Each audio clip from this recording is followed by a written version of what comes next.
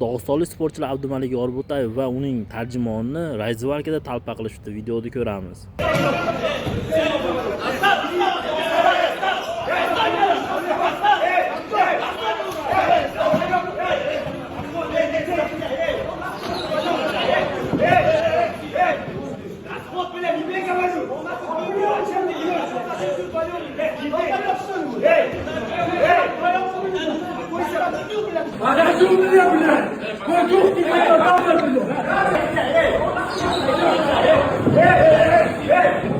Videoni ko'ryapsizlar do'stlar. Bu yerda ikki kishini ko'plab dog'istonliklar talpa qilgan.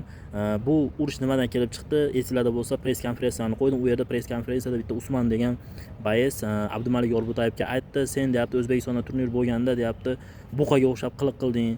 Testosteroning zo'r bo'lsa, davay menga ko'rsatchi" dedi. Keyin u yerda Abbini ko'rgan bo'lsalar, birga bir jangga chaqirdi.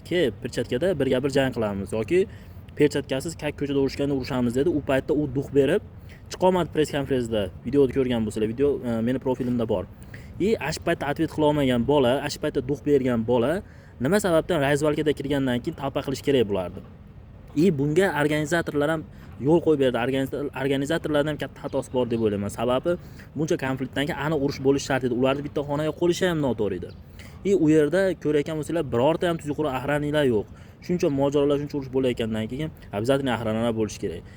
Bu noto'g'riligini kommentariy yozamiz, Hype Fighting ligasini belgilaymiz va o'sha hunar qilgan bayisni atmetga qilamiz kommentariyga, ular javob berishini kutib qolamiz.